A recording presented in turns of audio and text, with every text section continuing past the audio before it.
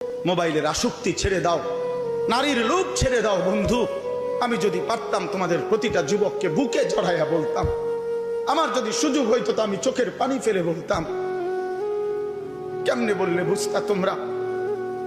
কেমনে বললে বুঝতা? কারো প্রতি কোনো হিংসা বিদ্বেষের কোনো দরকার নাই দোস্ত। ধাক্কা ধাক্কি ঠেলাঠেলি করার সময় নাই। দিন বাঁচানো, ইমান বাঁচানো, ইসলাম বাঁচানো, আগামী জেনারেশন। আমার 3 বছরের বাচ্চা আছে, অনেকের ঘরে 2 বছরের বাচ্চা আছে, কোলের বাচ্চা আছে। আমাদের চেষ্টা করা উচিত আমাদের স্ত্রী সন্তান আগামী প্রজন্ম যেন ইসলাম নিয়ে বাঁচতে পারে, ইমান নিয়ে বাঁচতে পারে। এটাই হবে সাধনা। আমাদের সন্তান, আমাদের প্রজন্ম যেন আজানের শব্দে বাঁচতে পারে। এই জন্য এই জমিন যদি আমরা নিরাপদ না রাখি, আমরা যদি আল্লাহকে সেজদা না করি, আল্লাহর নাফরমানি করি, তাই আমার বন্ধু, আমার বাপ, আমাদের উপরে আযাব আসবে, আমাদের উপরে আযাব আসবে। আল্লাহ বলছে, বান্দা, দুনিয়ায় ডুবে থাকার শাস্তি আমি বুঝাবো। কাল্লা সাউফা তা'লামুন সুম্মা কাল্লা সাউফা তা'লামুন।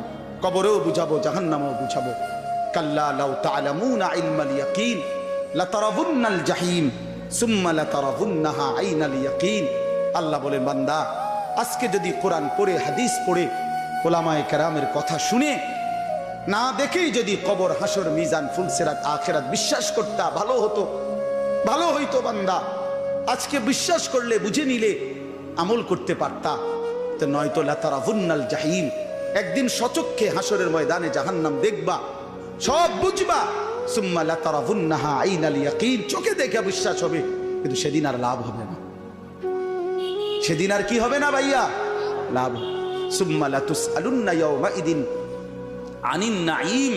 আল্লাহ বলেন, আমি কিন্তু সেদিন হাসরের ময়দানে নিয়ে বান্দা তোমার জীবনে যা কিছু নিয়ামত দিয়েছি, আসমান, জমিন, চন্দ্র, সূর্য, গ্রহ, নক্ষত্র, আলো, বাতাস, রোদ, বৃষ্টি, হাসি, কান্না, আনন্দ, বেদনা, স্ত্রী, সন্তান, ছেলে, মেয়ে, গাছ, ফুল, ফল, ফসল, তোমার চোখের পলক, হাতের নড়াচড়া, তোমার নিঃশ্বাস, এক ফোঁটা পানি, এক লোকমা খাবার।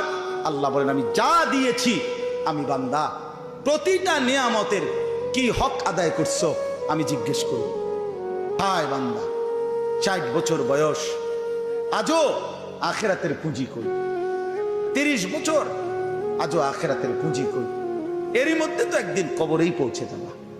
কবরেই, এই যে দেখেন কবরবাসীদের রুহের মাগফিরাত কামনায় মাহফিল। আমি এই জন্যই আয়াত করছি।